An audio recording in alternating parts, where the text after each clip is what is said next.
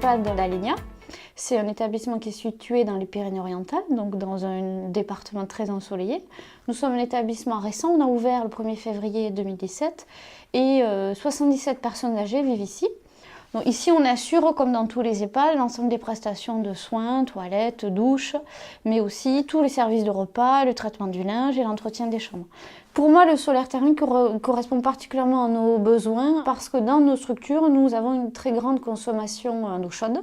On consomme à peu près 3 mètres cubes par jour. Et donc, l'eau chaude solaire permet de couvrir une grande quantité de nos besoins. Le solaire thermique, ça permet également de réduire nos coûts. Ça, c'est très important en EHPAD.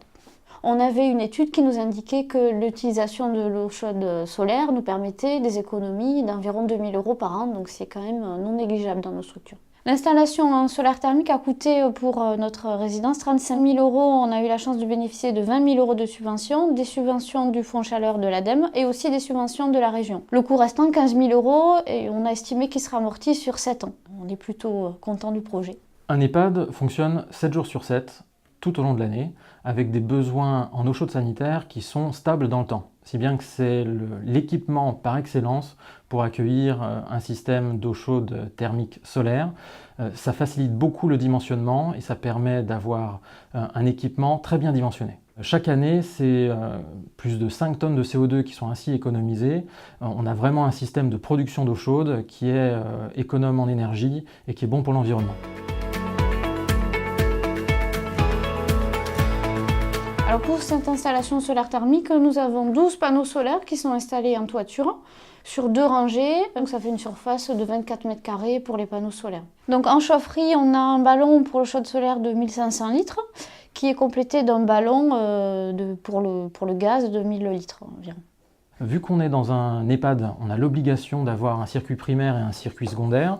Tout ceci a un système de régulation et un système de suivi qui a également été installé pour faire de la télémaintenance. Une télémaintenance qui est simplifiée, qui permet tous les mois d'avoir un retour des équipes techniques qui sont sur site et des équipes techniques qui s'occupent de la maintenance en direct depuis Perpignan.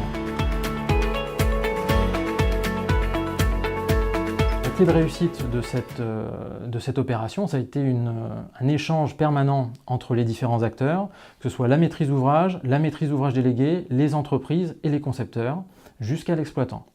Des échanges permanents qui ont permis à l'installation d'être dimensionnée avec les besoins les plus adaptés, des échanges avec les équipes de soignants qui ont permis de dimensionner les quantités d'eau chaude nécessaires pour chaque personne hébergée dans l'EHPAD, et également des échanges avec les cuisiniers pour savoir, couvert par couvert, quels étaient leurs besoins. Alors sur l'installation solaire thermique, nous on a un contrat de maintenance qui est inclus dans un contrat de maintenance global chauffage au sol solaire qui est réalisé par Hervé Thermique, qui vient contrôler, démonter et nettoyer les ballons.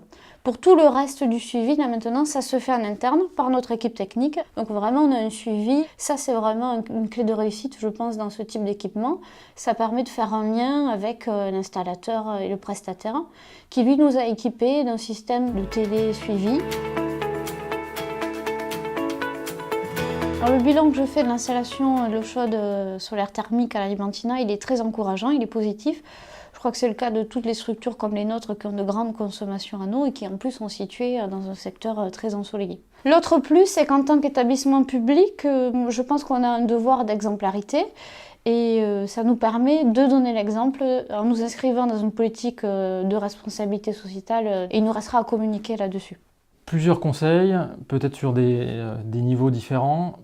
Première chose, ne pas hésiter à structurer sa maîtrise d'ouvrage, s'entourer de personnes compétentes, trouver les personnes les plus adaptées au territoire sur lequel on travaille, définir les besoins de manière très précise. Donc là aussi, aller voir les équipes, travailler avec les personnes qui vont exploiter le bâtiment. Et enfin, dernière chose, c'est surtout ne pas hésiter à se lancer. Ça peut paraître compliqué, ça peut paraître difficile, mais on y arrive toujours avec un petit peu d'énergie et de bon sens.